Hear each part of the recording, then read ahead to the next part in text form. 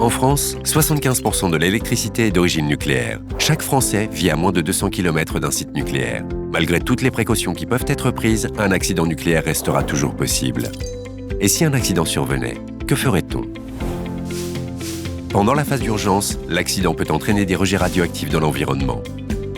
Les services de l'État prennent les premières actions de protection des populations, comme la mise à l'abri, la prise de comprimés d'iode, l'évacuation d'une partie de la population ou des restrictions sur la production et la consommation de denrées alimentaires.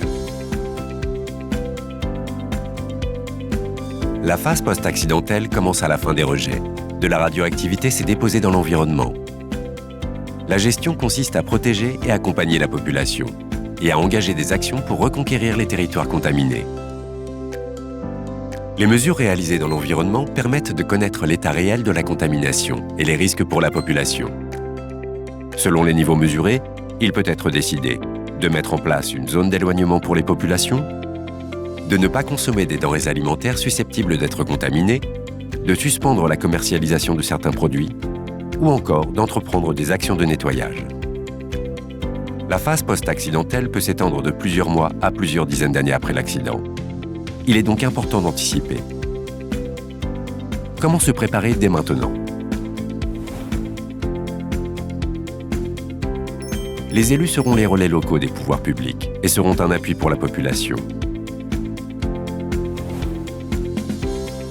Les professionnels de santé auront à prendre en charge et, si nécessaire, à assurer le suivi médical des personnes.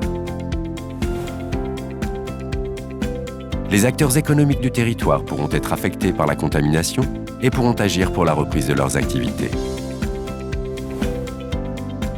Les personnels de l'éducation devront organiser la poursuite des enseignements et pourront apprendre aux élèves et à leurs parents à réaliser et interpréter leurs propres mesures.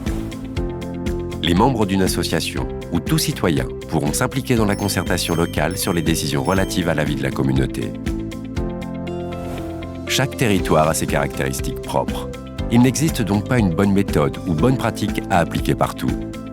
Les acteurs locaux doivent réfléchir ensemble pour adapter la doctrine nationale aux spécificités de leur territoire. Que vous soyez élu local, personnel soignant, personnel enseignant, acteur économique ou du milieu associatif, vous trouverez ici de nombreuses ressources documentaires et méthodologiques pour engager une démarche locale sur le post-accident nucléaire. Rendez-vous sur post-accident-nucléaire.fr.